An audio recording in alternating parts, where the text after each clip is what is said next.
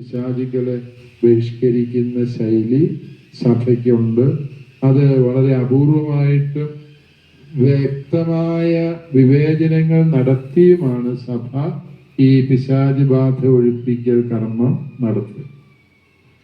നമ്മുടെ വിശ്വാസത്തിൽ മനുഷ്യൻ ഒരാത്മാവല്ലേ ഉള്ളേ. അപ്പൊ ഈ ആസ്ട്രജൽ പ്രൊജക്ഷൻ ഒക്കെ വഴി ഒരു ശരീരത്തിലേക്ക് രണ്ട് ആത്മാവിനെ കയറ്റുന്ന രീതിയൊക്കെ ശരിക്കും ഉള്ളതാണ്? രണ്ടാത്മാവിനെ ഒരു ശരീരത്തിൽ കയറ്റും എന്നൊക്കെ പറയുന്നത് അത് കഥകളിലെ ഭാവനയിൽ വിരിയുന്ന ആശയമാണ്.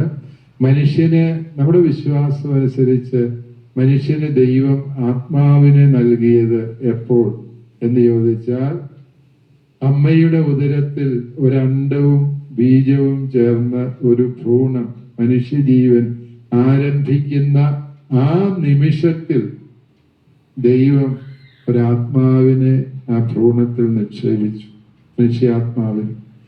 ആ ആത്മാവാണ് ദൈവസന്നിധിയിൽ തിരികെ ചെല്ലുന്നത് എന്ന് നമ്മൾ വിശ്വസിക്കുന്നു. അതുകൊണ്ട് വേറൊരാത്മാവിനെയും വേറെ ആർക്കും മനുഷ്യനിൽ സന്നിവേശിപ്പിക്കാൻ പറ്റില്ല. അതേസമയം ഈ മനുഷ്യാത്മാവിനെ വഴിതെറ്റിക്കാൻ തക്ക പ്രവർത്തനങ്ങളുമായിട്ട് ദുഷ്ടാരൂപിയായ സാത്താന് മനുഷ്യന്റെ മേൽ താൽക്കാലികമായ ചില സ്വാധീനങ്ങൾ ചെലുത്താൻ സാധിക്കും എന്നുള്ളത് വസ്തുതാപരമാണ്. അതിനെയാണ് പിശാചിനെ ബഹിഷ്കരിക്കുന്ന കർമ്മത്തിലൂടെ സഭ ബഹിഷ്കരിക്കുകയും ആത്മാവിനെ ദൈവത്തിനു മുമ്പിൽ വിശ്വസ്തനായി ജീവിക്കാനുള്ള സാഹചര്യം ഒരുക്കുകയും ചെയ്യും. പിശാചിനെ ബഹിഷ്കരിക്കുക എന്ന് പറയുമ്പോൾ ഈശോ ആത്മാവിന് വേണ്ടി കുരിശിലെ ബലിയിലൂടെ നേടിയെടുത്ത രക്ഷ ആ വ്യക്തിക്ക് പ്രദാനം ചെയ്യുക എന്നുള്ളതാണ് പിശാച് ബാധ ഒഴിപ്പിക്കലിലൂടെ സംഭവിക്കുക. അതുകൊണ്ട് തന്നെ മറ്റാത്മാക്കളുടെ പ്രൊജക്ഷൻ, ഒരാത്മാവിനകത്തേക്ക് വേറൊരാത്മാവിനെ കയറ്റിവിട്ടു, രണ്ടാത്മാക്കൾ ഒരേ സമയം നിന്ന് സംസാരിക്കുന്നു, അതൊക്കെ ഡ്യുവൽ പേഴ്സണാലിറ്റി പോലെയുള്ള സൈക്കോളജിക്കൽ ഡിസോർഡറുമായി ബന്ധപ്പെട്ടതാകാം. അതല്ല എങ്കിൽ അപ്രകാരം ഏതെങ്കിലും അതിഭൗതികമായ സാഹചര്യം ഉണ്ടാകുന്നുണ്ട് എങ്കിൽ അത് സാത്താന്റെ പ്രവൃത്തിയായി മാത്രമേ സഭ കരുതുന്നുള്ളൂ. ഈ രാത്രി കാലങ്ങളിലും മറ്റും സെമിത്തേരിയുടെ സമീപത്തു കൂടെ നടക്കുമ്പോൾ ഭയം തോന്നാറുണ്ട്. സെമിത്തേരി പ്രദേശത്ത് എങ്ങനെ ഭയപ്പെടേണ്ടതിന്റെ ആവശ്യകതയുണ്ടോ? സാനിയ, സെമിത്തേരിയുടെ അടുത്തൂടെ വല്ല രാത്രി പോയിട്ടുണ്ടോ? ഇല്ല. പോകേണ്ടി വന്നാ പോവോ? ഒറ്റയ്ക്ക് പോകൂല. ഒറ്റയ്ക്ക് പോവുകയില്ല. വാസ്തവത്തില് ഈ സെമിത്തേരി എന്ന് പറയുന്നത് അവിടെ ആരും നമ്മളെ പേടിപ്പിക്കാൻ വേണ്ടിയില്ല. നമ്മളാരും അത് കണ്ട് ഭയപ്പെടണം, അത് ഓർത്ത് പേടിക്കേണ്ടേ കാര്യം. കാരണം സെമിത്തേരിയിലുള്ളത് മനുഷ്യന്റെ ശാരീരികമായ ശേഷിപ്പ് മാത്രവും. അവന്റെ ആത്മാവ് നിത്യതയിലേക്ക് കടന്നുപോയി. ആത്മാവ് ഒരിക്കലും സെമിത്തേരിയിലില്ല. അതുകൊണ്ട് സെമിത്തേരികളെ നിങ്ങൾ ഭയപ്പെടരുത് എന്ന് മാത്രമല്ല, സെമിത്തേരികളെ നിങ്ങൾ ഏറ്റവും സുരക്ഷിത സ്ഥാനമായി കരുതാവുന്ന. ഈ പേടിയുള്ളത് കൊണ്ട് വേറെ ആരും അതിന്റെ പരിസരത്തുണ്ടാകുക. അതുകൊണ്ട് നിങ്ങൾ പെൺകുട്ടികൾക്ക് ഏറ്റവും സുരക്ഷിതമായി നടന്നു പോകാവുന്ന സ്ഥലം എനിക്ക് തോന്നുന്നു ഈ സെമിത്തേരിയുടെ പരിസരങ്ങളാണ്. കാരണം മരിച്ചവർ നമ്മളെ ഉപദ്രവിക്കാൻ വേണ്ടി അവിടെ ഇരിപ്പില്ല എന്നുള്ളത് സത്യമാണ്.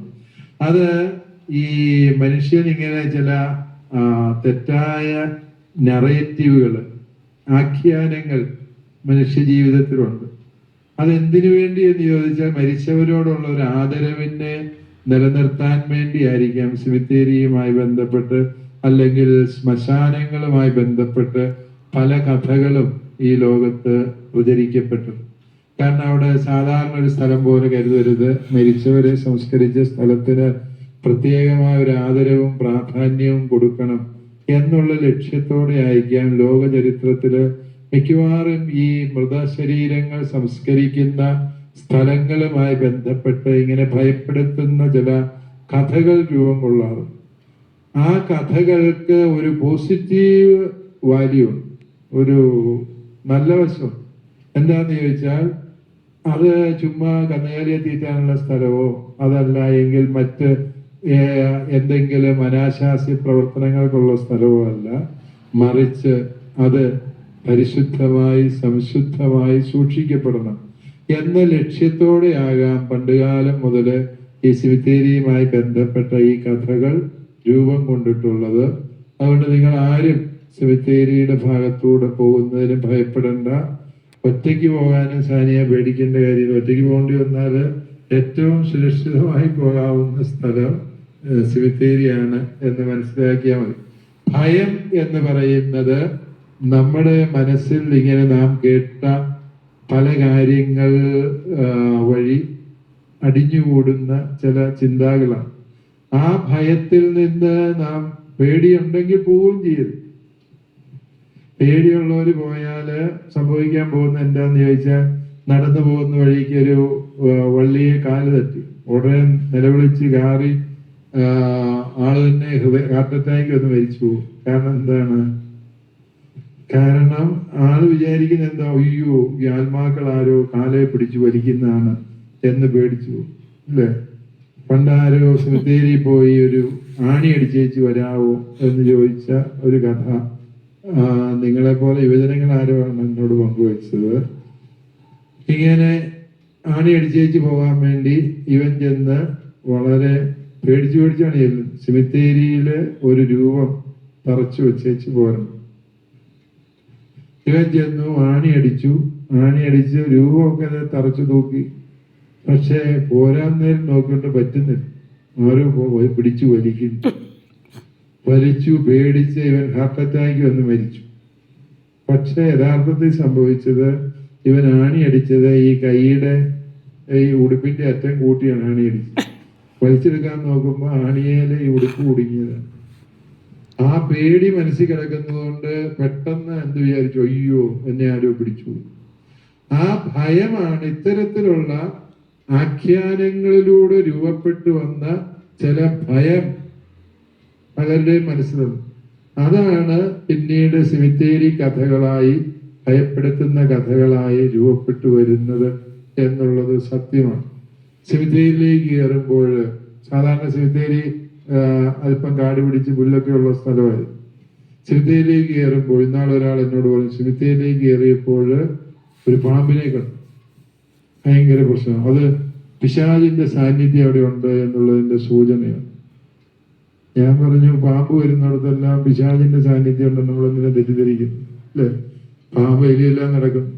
പാമ്പ് മനസ്സമാധാനത്തോടെ അതിലെ നടന്നിരുന്നപ്പോഴാണ് ഈ ചേട്ടൻ കയറി ചെല്ലുന്നത്. ഉടനെ പാമ്പ് അവിടെ നിന്ന് ഇറങ്ങി പോവുകയും ചെയ്തു.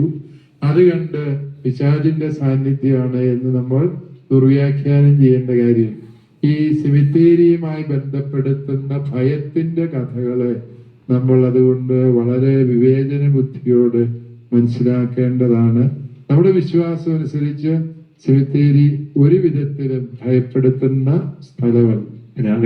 പിതാവ് മുൻപ് പറഞ്ഞൊരു കാര്യത്തോടനുബന്ധിച്ചൊരു സംശയമാണ്, ഇവർ ചോദിക്കേണ്ടിയിരുന്നതാണ്. നമ്മൾ ഈ പിശാച് ബാധ ഉള്ളൊരു വ്യക്തി ആളെ നമ്മൾ ഒഴിപ്പിക്കുന്നത് തീർച്ചയായും ഒരു വൈദികനാണ് അത് ചെയ്യുക. അപ്പോൾ മറ്റൊരു സാഹചര്യ സന്ദർഭത്തിൽ ഒരു സാധാരണക്കാരനായ വിശ്വാസിക്ക് ഇങ്ങനെ മറ്റൊരു വൈദികനെ ലഭ്യമാകാത്തൊരവസരത്തിൽ ഈ യേശുവിന്റെ നാമം പറഞ്ഞ് ആ പിശാച് ബാധ ഒഴിപ്പിക്കാനുള്ള എന്തെങ്കിലും ഒരു സാധ്യത അവിടെ ഉണ്ടോ എന്നുള്ളതാണ്. ഈശോയുടെ നാമം ഉച്ചരിച്ചുകൊണ്ട് പിശാച് ബാധ ഒഴിപ്പിക്കും. പിശാച് ബാധയുടെ ഔദ്യോഗിക കാർമ്മികൻ വൈദികനാണ്. പക്ഷേ മാമോദീസായിലൂടെ ഈശോയുടെ പൊതു പൗരോഹിത്യത്തിൽ എല്ലാ വിശ്വാസികളും പങ്കുചേരുന്നു. അതുകൊണ്ട് തന്നെ എല്ലാ വിശ്വാസികൾക്കും ഈ ഒരു പിശാചിൽ നിന്നുള്ള വിടുതൽ പ്രാർത്ഥനകൾ ചൊല്ലാവുന്നതാണ്. അതിന് കുഴപ്പമില്ല. പക്ഷെ സഭ പ്രത്യേകമാംവിധം നിഷ്കർഷിച്ചിട്ടുള്ള ഭൂതോച്ചാടനം അല്ലെങ്കിൽ എക്സോർസിസം എന്ന് പറയുന്ന ആ ഒരു കർമ്മക്രമം സാധാരണഗതിയിൽ വൈദികരാണ് അനുഷ്ഠിക്കേണ്ടത്. ഈശോയുടെ നാമത്തിൽ പിശാചെ നിന്നോട് ഞാൻ കൽപ്പിക്കുന്നു, നീ പുറത്തു പോകും എന്ന് ആർക്കും പറയാം അല്ലേ? അതുകൊണ്ട് പിശാച് അത് ആ തിരുനാമത്തിന്റെ ശക്തിയാൽ പിശാച് പുറത്തു പോയാൽ സന്തോഷം. അച്ഛൻ പറഞ്ഞാൽ മാത്രമേ പോകുള്ളൂ എന്ന് നമ്മൾ വാശി പിടിക്കേണ്ട കാര്യമില്ല. നമുക്ക് പിശാചിനെ പുറത്താക്കിയാൽ മതി. ആരെങ്കിലും പറഞ്ഞിട്ട് പോവുകയാണെങ്കിൽ പൊക്കോട്ടെ, വേഗത്തിൽ പൊയ്ക്കോട്ടെ. ശല്യം അതിന് നല്ലൊരു ഒരുക്കം ആവശ്യമാണല്ലോ. അതിപ്പോ വൈദികനാണെങ്കിലും ഒരു സാധാരണ വിശ്വാസിയാണെങ്കിലും നല്ലൊരു ഒരുക്കം അതിനാവശ്യമാണെന്ന് നമ്മൾ തീർച്ചയായും ഈ പിശാചിനെതിരായ പോരാട്ടം എന്ന് പറയുന്നത് ഒരു ചെറിയ കാര്യമായിട്ട് നമ്മൾ എടുക്കരുത്. കാരണം എഫേസ്യ ലേഖനത്തിന്റെ 6:12 അപ്പസ്തോലൻ പറയുന്നത്, നാം പോരാടുന്നത് അന്ധകാര ശക്തികളുടെ അധിപന്മാരോട്, തിന്മയുടെ ദുരാത്മാക്കളോട്, സ്വർഗീയ ഇടങ്ങളിൽ പോലും വസിക്കുന്ന തിന്മയുടെ ദുരാത്മാക്കളോടാണ് നാം പോരാടുന്നത്. ആകയാൽ നാം ക്രിസ്തുവിൽ എല്ലാ ആയുധങ്ങളും ധരിക്കണമെന്ന് പറഞ്ഞു. പിശാചിനെതിരായ പോരാട്ടത്തിൽ എല്ലാ ആയുധങ്ങളും ധരിക്കണം. സത്യം കൊണ്ട് അരമുറുക്കി നീതിയുടെ കവചം ധരിച്ച് സമാധാനത്തിന്റെ ഒരുക്കമാകുന്ന പാദരക്ഷകൾ അണിഞ്ഞ് രക്ഷയുടെ പടത്തൊപ്പി ഏന്തി ദുഷ്ടന്റെ കൂരമ്പുകളെ ചെറുക്കാൻ പര്യാപ്തമായ വിശ്വാസത്തിന്റെ പരിച കയ്യിലെടുത്ത് ദൈവവചനമാകുന്ന വാള് കയ്യിലെടുക്കണം. ഇത്രയും ഒരുക്കങ്ങൾ വേണമെന്ന് പറയുമ്പോൾ പിശാചിനെതിരായ പോരാട്ടത്തിൽ നാം ശരിക്കും ഒരുങ്ങി പുറപ്പെടണം എന്നാണ് ഇതിന്റെ അർത്ഥം. എന്ന് പറഞ്ഞാൽ നമ്മൾ തന്നെ പിശാചിന്റെ അടിമകളായി പാപത്തിന്റെ ബന്ധനത്തിൽ കഴിയുകയാണെങ്കിൽ നമുക്ക് പിശാചിനെ ബഹിഷ്കരിക്കാനുള്ള കഴിവില്ല.